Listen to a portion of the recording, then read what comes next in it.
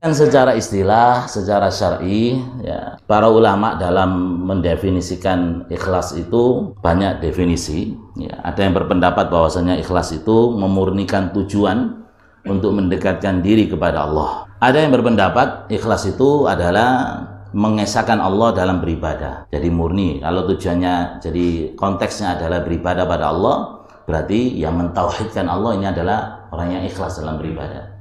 Kalau dicampur sesembahannya, maka inilah ada syirik, ya, syirik besar. Ada juga yang berpendapat bahwasanya ikhlas adalah pembersihan dari pamrih pada makhluk. Jadi tidak ada pamrih. Sekali lagi tadi, berawal dari kata murninya. Kalau sudah tertumpangi dengan tujuan-tujuan lain selain pada Allah Subhanahu wa Ta'ala, maka tidak murni lagi, tidak ikhlas lagi. Di antara perkataan para ulama seperti Sultanul Ulama, yakni Al-Is bin Abdissalam rahimahullah berkata, ikhlas adalah seorang mukallaf melaksanakan ketaatan semata-mata hanya pada Allah. Dia tidak berharap mengagungkan, ya, dan penghormatan manusia. Pengagungan dan penghormatan manusia tidak diharapkan, tidak butuh bukan itu.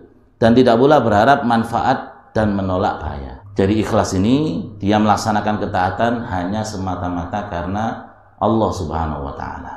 Kalau Imam Al-Harawi mengatakan rahimahullah, ikhlas adalah membersihkan amal dari setiap noda. Jadi tadi tetap murni, bersih, murni. Kalau ada noda ini apa? Noda-noda selain Allah Subhanahu wa Ta'ala, mencari perhatian di hati manusia misalnya.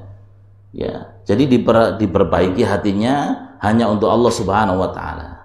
Abu Utsman rahimahullah berkata, ikhlas adalah melupakan pandangan makhluk dengan selalu melihat kepada Sang Khaliq. Jadi yang dilihat hanya Allah Subhanahu wa Ta'ala, tidak berharap pandangan makhluk.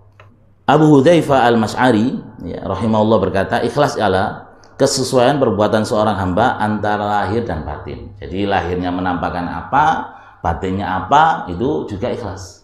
Jadi kalau berbeda antara, ya, batinnya dengan zahirnya masih belum ikhlas. Kadang seorang menulis, ya, dalam statusnya semoga lelah jadi lillah. Kadang kan ngono sih. Di hati ini tapi ngerundeng itu. Cek wong iki aku lelah. Makanya dadi status kan ngono, semoga lelah jadi lillah. Saking wis pewegeli kuwi sambatan. Maka harus benar-benar dijaga, bener nggak sampean itu nulis status itu. Dan ketika keikhlasan ini amal apa? Amal hati. Maka ketika yang ditulis dengan yang di hati, yang dinilai oleh Allah apa? Hati, karena ini amalnya hati.